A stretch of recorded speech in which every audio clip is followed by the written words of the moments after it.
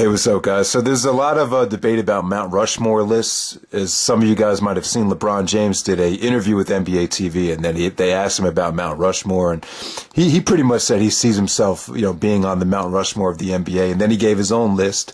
He left a couple people out. It caused a bit of controversy. So a lot of people were debating, about the Mount Rushmore lists with the NBA and even NFL.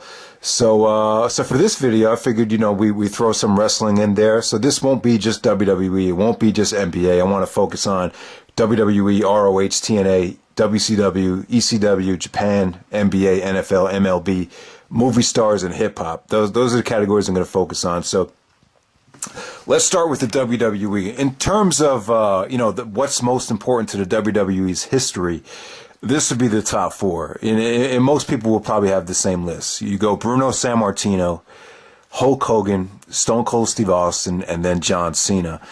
With Bruno Sammartino, to me, like, a lot of his stuff doesn't hold up, but you talk to people that lived in the era, they all say, oh, Bruno Sammartino is the best wrestler ever. People that, lived in New York City during the 60s and the 70s, they had such a connection to Bruno.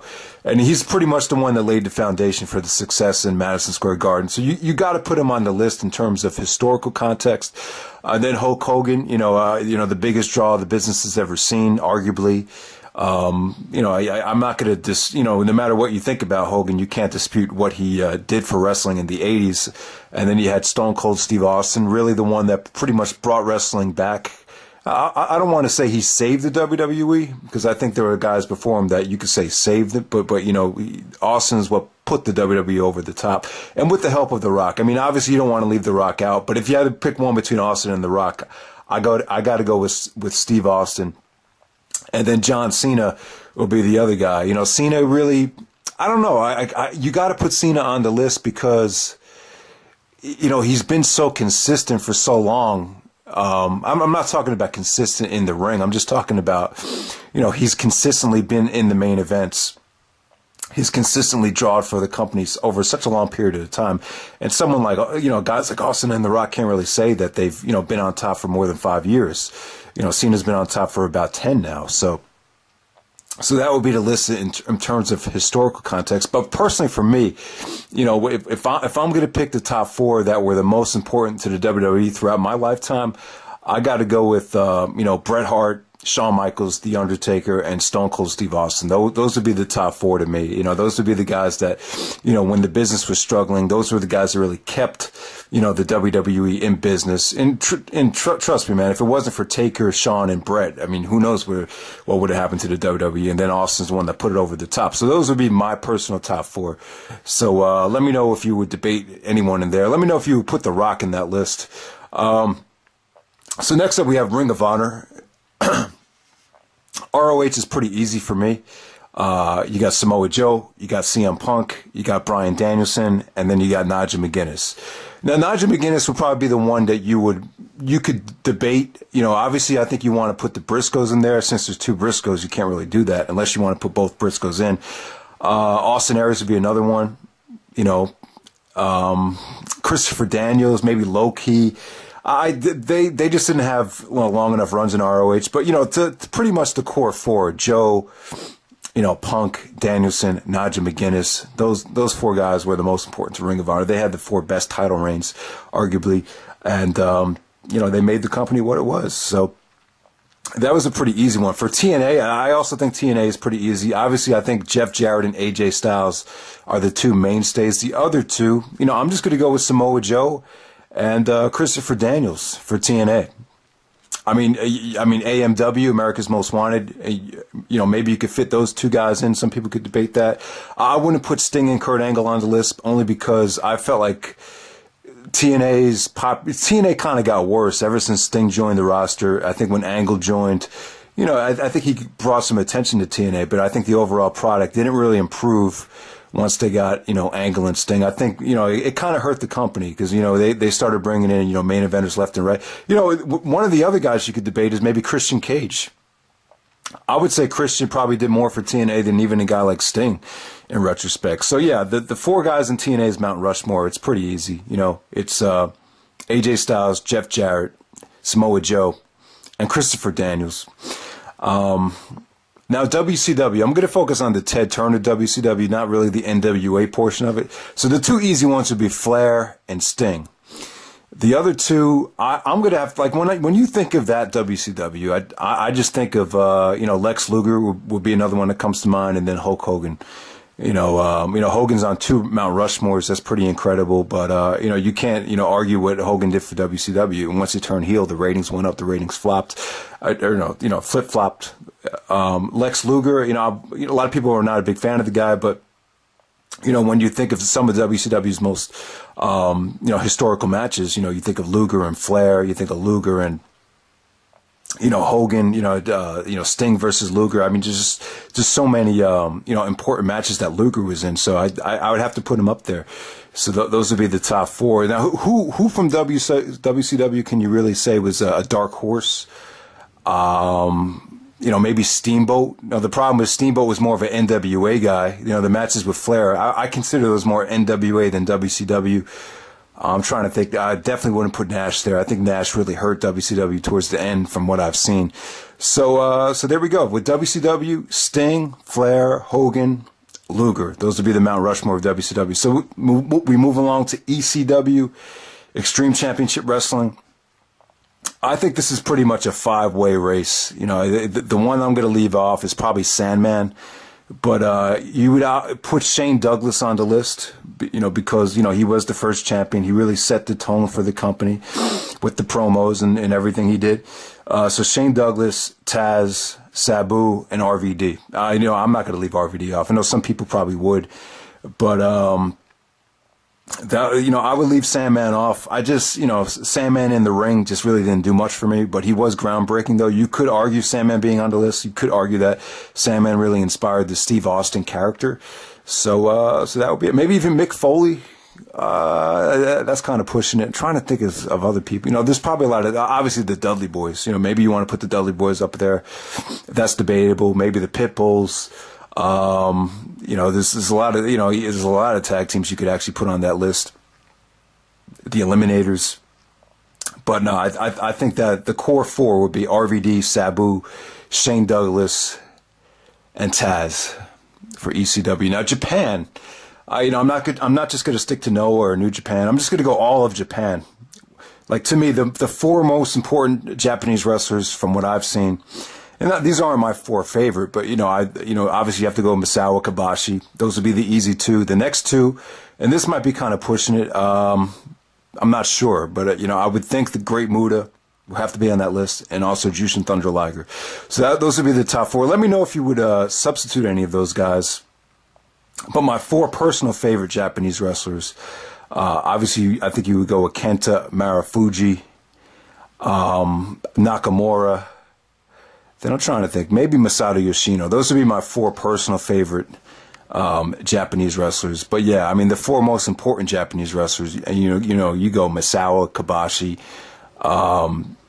Great Muta, Jushin Thunder Liger. I think that's a pretty fair list.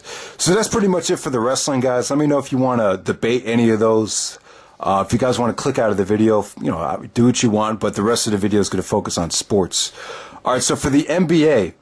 The National Basketball Association. Now, we're talking in terms of the most important throughout the history of the NBA, and I'm going to focus on in terms of championships and impact for the first part of it. Obviously, you got to go with Bill Russell. He played for the Boston Celtics in the '60s. He's an 11-time world champion. Not a great offensive player, but a great defender.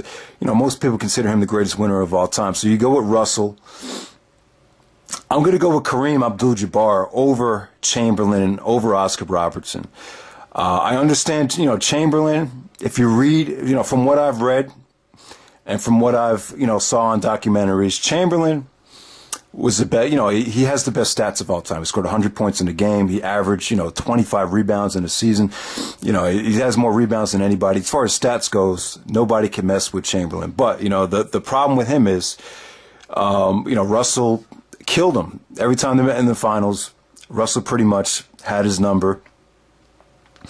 And Chamberlain, he just really wasn't passionate about basketball. He really just played for, the stats and the money and the girls and the women and the fame. He kind of had that type of reputation. So, and back then, I understand this guy dominated as far as stats goes, but back in those days. Now, I'll be honest. It was tougher to get into the NBA because there wasn't as many teams.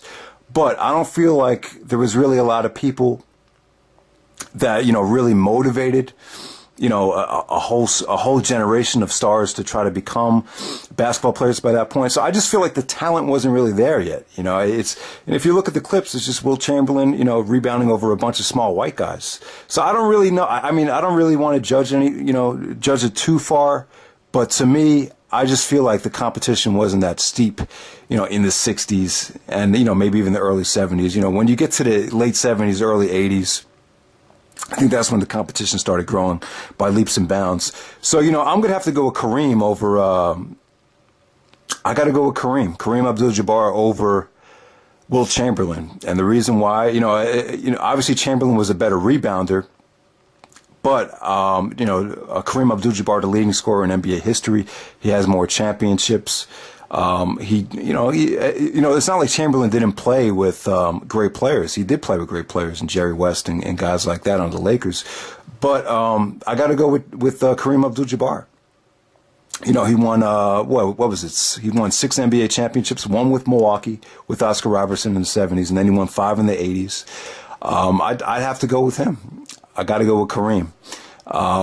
With Oscar Robertson, I just haven't seen enough footage. I mean, if you talk to people that grew up in the Oscar era, they say there's nobody better. They still say Oscar's better than Jordan for what they've seen. The guy averaged a triple-double. But like I said, back in that time, I don't think the competition was as good. I just seriously doubt the guy had the skill set to compete with Jordan in his prime. So I just don't know. But I'd have to go with Bill Russell, Kareem Abdul-Jabbar, and then my final two would be Michael Jordan for obvious reasons, and then Magic Johnson as well. I feel like Magic isn't as good as, guys like Jordan and LeBron and Kobe one-on-one. But the great thing about Magic is I felt like he just made people better. Even though he had a stacked roster in the 80s with the Showtime Lakers, I feel like if Magic wasn't there, orchestrating the fast break, setting people up, making people better, they wouldn't have won anything. So, I understand Kareem and Magic did play together, so that kind of hurts both of them. They both played on the same team with one of the top 10 players in NBA history, so that does hurt them a little bit. But, in terms of historical context, it's Bill Russell, Kareem Abdul-Jabbar, Michael Jordan, Magic Johnson for me, in terms of historical context. Now, personally, from what I've seen in my generation, the 4 most important to me are Scottie Pippen, Michael Jordan, Kobe Bryant, and Magic Johnson. Those are my 4 personal, most inspirational basketball players. A lot of people aren't going to have Pippen on the list, but I could appreciate Pippen for reasons other people won't. So, and Magic, greatest team player of all time. Kobe, as far as skill set goes, probably the most talented and most highly skilled one-on-one player we've ever seen, right next to Michael Jordan. So those would be my 4. All right, so we'll move on to the NFL. The National Football League, and I'm not the football historian that a lot of people are, but I definitely do want to go back into the archives eventually, check out some of the Super Bowls from the 80s. A lot of controversy about this. I was thinking before I came to this list, I was thinking maybe Johnny Unitas would have been on the Mount Rushmore, but it seems like a lot of people wouldn't even put him on there. Oh, man, but if I were to keep this quarterbacks, the most important quarterbacks to me, I think you would go with Unitas, Montana, Elway, and then it's a toss-up between Peyton Manning and Tom Brady. I would go with Peyton Manning personally. So that would be all quarterbacks. If we're going to keep it non-quarterback, a lot of people have Jim Brown on the list, maybe even O.J. Simpson. But I'm not going to go back that far. Just for me, the most important non-quarterback NFL players, I think I'd have to go with Lawrence Taylor, probably the best linebacker that ever played the game. I might even go with Deion Sanders, Jerry Rice, that's easy. And then the fourth one, man, I don't know. I think, someone, Stephen A. Smith was saying Emmitt Smith. I think that's kind of pushing it, though. But I think I might have to say Barry Sanders, from what I've seen. So yeah, guys. So so to narrow it down to combine the NFL list with quarterbacks and non-quarterbacks, I'd probably just go like this: Montana, Elway, Peyton Manning, Tom Brady. It'd be all quarterback. So there's the NFL list. Let me know what you guys think about that. Let me know how you would debate. So we go on to Major League Baseball. In terms of historical context, the 4 Mount Rushmore baseball players: Babe Ruth, Mickey Mantle, Willie Mays, Ted Williams. That's probably the Mount Rushmore. Maybe even Hank Aaron could be on that list. If it were to be all Yankee, you go Babe Ruth, Mickey Mantle, Joe DiMaggio, and who would be the fourth one? I think that'd be tough. Maybe Lou Gehrig, maybe Derek Jeter. That'd be tough. But my 4 personal baseball players that have impacted me for a Mount Rushmore, I'd have to go with Barry Bonds, Alex Rodriguez, Derek Jeter, and who would be the fourth one? Bonds, Jeter, A-Rod. Damn, who would be that fourth one?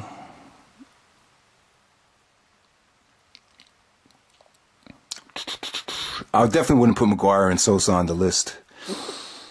Definitely wouldn't do it.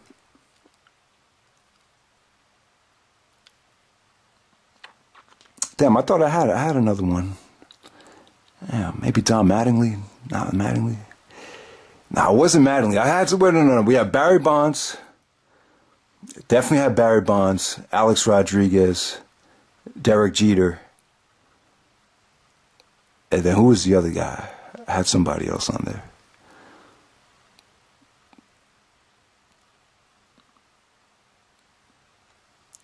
Damn, I can't remember.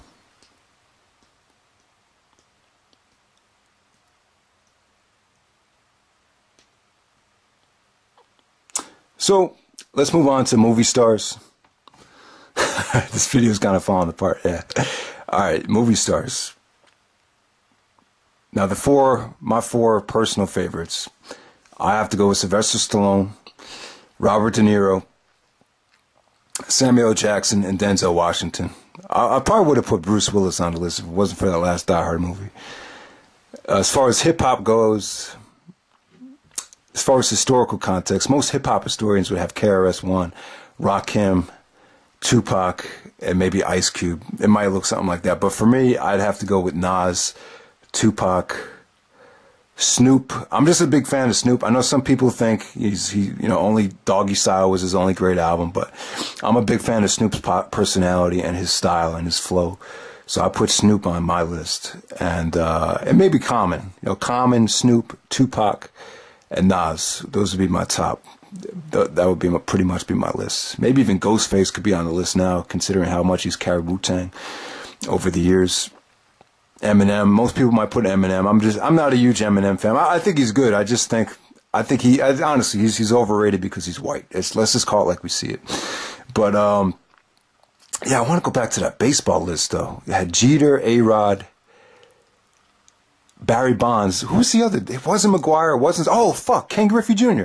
Yeah, Ken Griffey Jr., Barry Bonds, Alex Rodriguez, Derek Jeter. I'm actually a big A-Rod fan. I like A-Rod. I think he's fun to watch. I know he's fucked up a couple times, but he's fucked up a lot of times. I mean, what are you gonna do? But I like him though. I do enjoy watching him play. So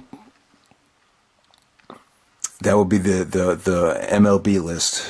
So that's pretty much it, guys. Let me know who you would debate, and that's pretty much it. Take it easy.